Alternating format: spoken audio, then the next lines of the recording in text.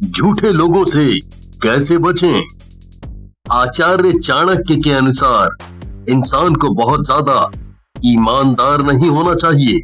ऐसा इसलिए क्योंकि जंगलों में सीधे खड़े पेड़ सबसे पहले काट दिए जाते हैं। इसी तरह जो लोग बहुत ज्यादा ईमानदार होते हैं उन्हें ही सबसे ज्यादा कष्ट उठाना पड़ता है। इस कलयुग में बहुत से लोग झूठ बोलकर अपना काम निकालते हैं और बहुत बार हम समझ ही नहीं पाते कि सामने वाला इंसान सच बोल रहा है या कि झूठ। बहुत बार झूठ बोलने वाले लोगों की चालों में सीधे साधे इंसान फंस जाते हैं। आइए जाने लोगों के झूठ पकड़ने का एक आसान सा तरीका जिसके फेल होने के चांसेस बहुत ही कम हैं और इसमें किसी तरह का कोई रिस्क भी नहीं है, बल्कि इसकी मदद से आप लोगों के फरेब से बच सकते हैं। ये तो आप जानते ही हैं कि अगर आप किसी झूठ बोलने वाले व्यक्ति से पूछेंगे कि क्या आप झूठ बोल रहे हैं तो वो मना ही करेगा।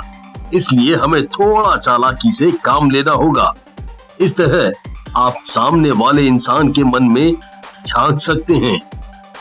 इसके लिए आपको सामने वाले व्यक्ति से सीधे सीधे कुछ नहीं पूछना है, बल्कि आपको कुछ ऐसा कहना है जिसका सामने वाले व्यक्ति से कोई संबंध ही ना हो और उसके बाद आपको सामने वाले व्यक्ति की प्रतिक्रिया की ओर ध्यान देना है।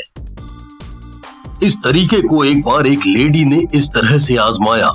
उस लेडी को डाउट था कि उसके हस्बैंड का ऑफिस में एक लड़की के साथ अफेयर चल रहा है। वो लेडी अपने हस्बैंड को केवल सही रास्ते पर लाना चाहती थी। इसके लिए यदि वो लेडी अपने हस्बैंड से सीधे सीधे ये पूछती कि क्या तुम्हारा किसी के साथ अफेयर चल रहा है, तो उसका पति साफ साफ मना कर देता। बल्कि इसके साथ ही वो और ज्यादा सावधान हो जाता और बहाने ढूंढ लेता और वो लेडी कभी भी सच का पता नहीं लगा पाती। इसलिए उस लेडी ने अपने पति से एक नॉर्मल वे में कहा कि तुम्हें पता है हमारे ऑफिस में एक शादीशुदा आदमी है, उसका हमारे ही ऑफिस की एक शादीशुदा औरत से अफेयर चल रहा है। ये बात सुनकर उसका पति कुछ नर्वस हो गया।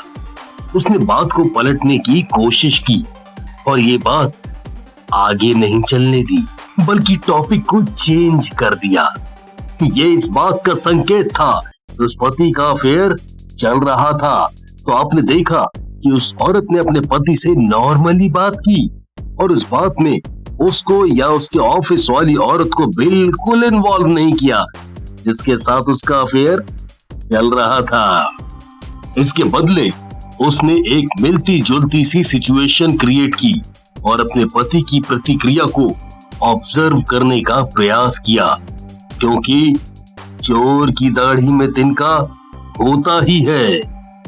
आइए ऐसा ही एक अन्य उदाहरण देखें। अगर आपके ऑफिस में एक आदमी रिश्वत लेता है और आप उससे सीधा सीधा पूछेंगे कि क्या तुम रिश्वत लेते हो, तो वो साफ साफ मना कर देगा। इसके बदले अगर उससे कहा जाए कि तुम ऑफिस के उन लोगों की एक लिस्ट बनाओ जो लोग रिश्वत लेते हैं, अब यदि वो रिश्वत लेता होगा तो वो आपकी सहायता करने में आनाकानी करेगा।